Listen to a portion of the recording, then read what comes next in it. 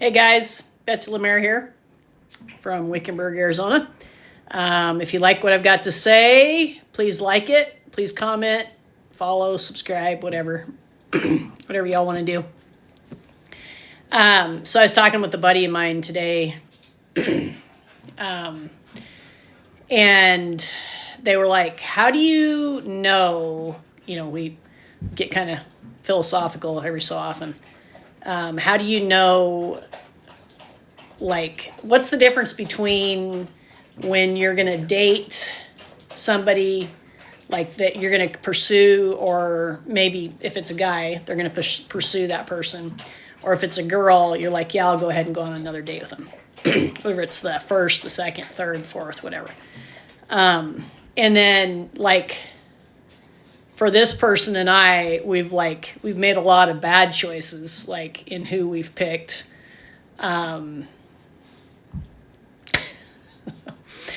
So we're like, why did we pick those as compared to the good ones? Why did we let the good ones go?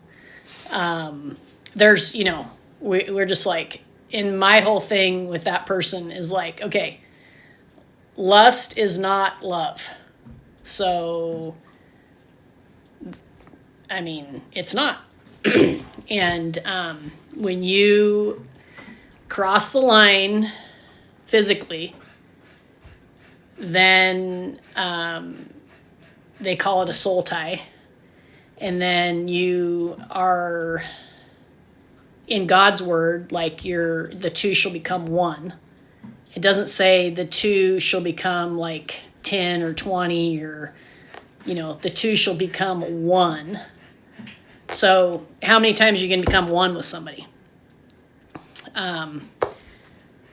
So my thing is like, there's that.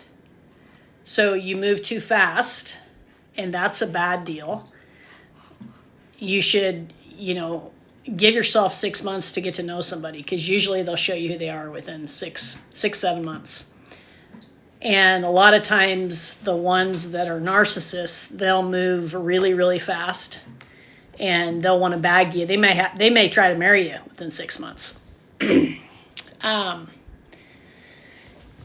And the other thing is, like, sometimes when you've opened doors in the spiritual realm, there's a demonic realm. And sometimes when you sit down in front of somebody, if you've opened doors or windows or peek holes to the enemy, and they know your deal, right? They know that other person's deal. And then sometimes they see each other spirit to spirit, which are not good spirits. And then there's a draw. So then when you cross over physically, then your demons become their demons, and vice versa. That sounds crazy probably to some people, but that's biblical. And then I think so that'd be another reason when you go ahead and cross over and keep dating somebody or get involved physically with them when you shouldn't. Sometimes people call it chemistry. Well, that pull, that magnetic thing that you feel, that's not God. That's the spirit of lust. And that'll make you do some things that you shouldn't have done. Trust me, I know all about it. Like, I've done some stupid crap. If alcohol's involved, drugs are involved, whatever, you could do some stupid crap that you shouldn't be doing. And sometimes you just do it because you're just being stupid. I get that.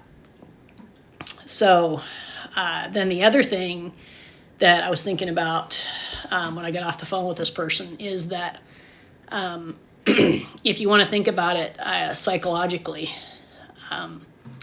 in that realm, a lot of times you pick the same person over and over again. You pick them, right? Because if somebody pursues me and, like, I either like them and I want to go out another date with them, or, something clicks and I want to go out with them, or I don't. But in the past, some of the people that I've picked, it's like you're going around and around the mountain again. Like you want to be successful in that situation. Whether it was something that happened when you were a kid, within your family dynamic, and you want to finally be successful in that situation. So you keep on picking a very similar type, and you keep picking them, and going around the mountain until, because you're like your kid inside you, in a sense, like you want to be successful. You want to win finally. You want that situation to come out and to be what you want it to be. So you keep on choosing the wrong people. So there's that. So my advice to myself is, like what I've done a lot too, is I will pick somebody, and originally I wouldn't have picked them. When I first go out with them, a couple different people. One time my mom was like, well, why haven't you called that guy back? And I'm like, because he's got a lot of baggage. And my mom's like, well, everybody's got a lot of baggage. You should call him back. And then the first time I went out with him, I was like, that's not somebody I would go out with. And then he was so nice and knew me when I was young, and knew me, like had a crush on me when I was young, and knew me when I was, somebody type of thing. And so I talked myself into it. And then I get 6-7 months down the road, and there had been people warn me about him and different things. And, then the person is physically abusive or whatever. But here's the deal. If you don't cross the line physically with somebody, the word says, you're supposed to be married. And so if you don't cross the line, then the lines don't get blurry. And the lines get blurry when you're walking in sin and you're doing stupid stuff. So it's a lot easier to weed out the good ones from the bad ones, and the ones from who you should be going out with and who you should not be going out with. There's probably a lot less of them that you should actually be dating.